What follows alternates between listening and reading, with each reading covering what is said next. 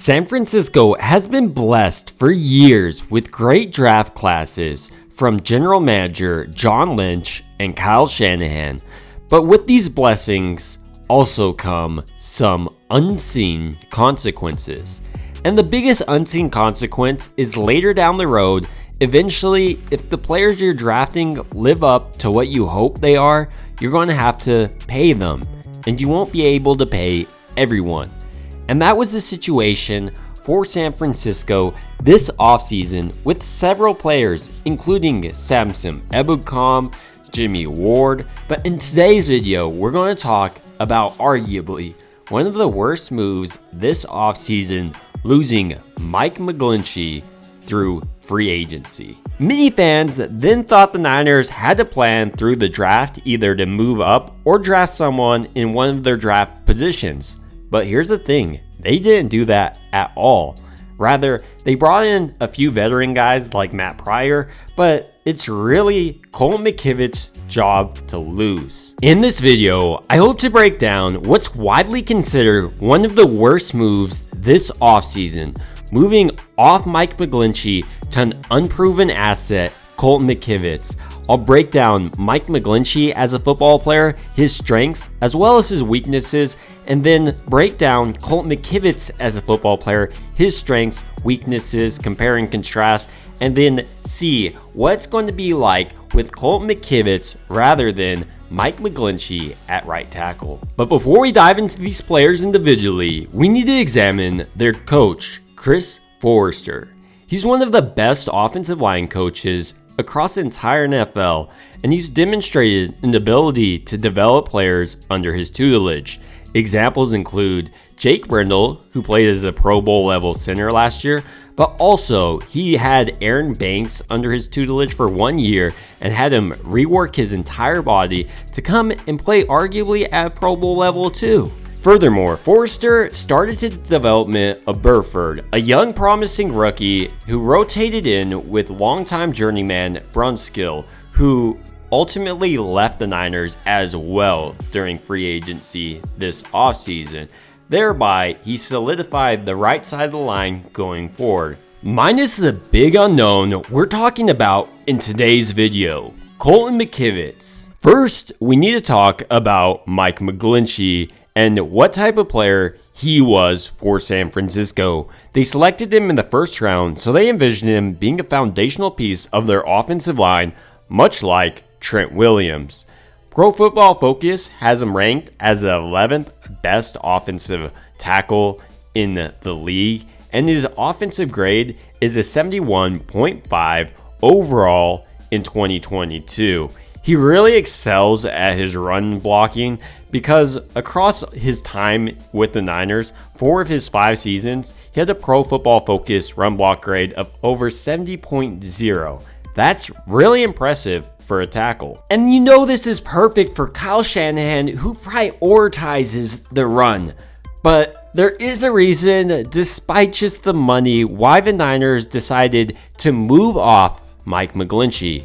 And that was his ability, or lack thereof, in pass protection. For instance, last year he earned a Pro Football Focus grade of 65.4 pass block grade, which ranks 56th among offensive tackles and 22nd among right tackles across the entire NFL. And as the NFL skews more and more pass heavy, it becomes to wonder if the Niners started looking at Mike McGlinchey as less and less as an asset and more of a liability. So now that we understand Mike McGlinchey a little bit more as a player, his strengths being his run blocking for sure, especially in Kyle Shanahan's system, but his weakness being pass protection in a pass heavy offensive league. So the question then becomes, what does his replacement, Colt McCoy, bring to the team? Unlike Mike McGlinchey, Colt McCoy was a 5th round selection and had a bumpy start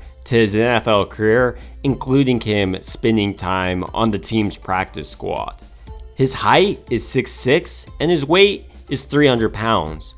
Despite spending some time on the team's practice squad, McCoy did find himself in game action, and during that time, he kind of impressed, playing nearly as well as Mike McGlinchey. McKivitz has played across the offensive line during his tenure with the Niners, but we're going to take 2022 for his example for his PFF grade, since that's most recent, even though it is a very limited sample size. In 2022, he excelled, putting up his best Pro Football Focus grade of 69.3, similar to Mike McGlinchey's, but here's where they differ. McKivitz was a better pass blocker in comparison to Mike McGlinchey. With that being said, don't give the impression that McKivitz is some type of slouch in the run game, because he simply isn't. When you turn on the film, he'll get after guys, push up to the second level. He has pretty good mobility, despite maybe not the most eye-popping 40-yard time of 5.3 seconds. McKivitz also is a whole lot cheaper than Mike McGlinchey, who just got a massive contract from the Denver Broncos. So now that we understand Colt McKivitz as well as Mike McGlinchey as players a little bit more deeply, we also need to examine what the Niners actually did in the draft to maybe actually make life a little bit easier for Colt McKivitz going forward. During this draft, the Niners picked up 2 tight ends, and both of these guys are real blocking tight ends. They can get after you and drive you into the floor. Rather it be Cameron Latu, their early round selection, or even Braden Willis, despite being maybe a little undersized, he still is extremely strong and demonstrated his time in college to be able to get under guys and drive them into the floor. Ultimately, the Niners blocking at tight end looks to be vastly improved already from last year, and their tight ends being Tyler Kroft and Ross Dwelley. With this being said, we need to say, was this the worst move for the Niners this offseason, moving off Mike McGlinchey to Colt McKivitz? Let's do a brief recap. Mike McGlinchey, during his time with the Niners, proved to be a true run blocking specialist, and that comes with everything that involves being a specialist, including not being so good at pass protection. He's also extremely expensive. His counterpart, or replacement we should say, Colt McKivitz, is much more cost effective and I would say a more rounded player. He can run block, maybe not as well as Mike McGlinchey, but he is better in pass protection in my opinion, despite his limited playing time. Finally, I believe in what Chris Kasarik has done with the offensive line so far and his ability to coach up younger guys and give them the confidence they need to play. He's even recently spoke about this, saying he's taken guys in his office and said, this is really your job, we're riding with you until the wheels come off, which is needed in the offensive line position where ultimately these guys are going to lose sometimes, but it is how they respond, come back, and grow each time. So while it may just be me being an optimist, I think the Niners moving off Mike McGlinchey is actually a good move for cap space, but also to get with the times and move off of run blocking specialists and maybe even move into more like a pass blocking specialist, since the league is the most pass happy league and everything favors pass offense. So might as well start tailoring your offense to the future. Ultimately, these are just my thoughts on the Niners moving off Mike McGlinchey to Colt McKivitz, and I'd love to hear your thoughts.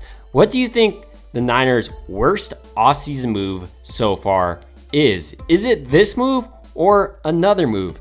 I'd love to hear down below. And it would also mean a ton to me if you liked and subscribed. Thank you guys so much for watching. It truly means a ton.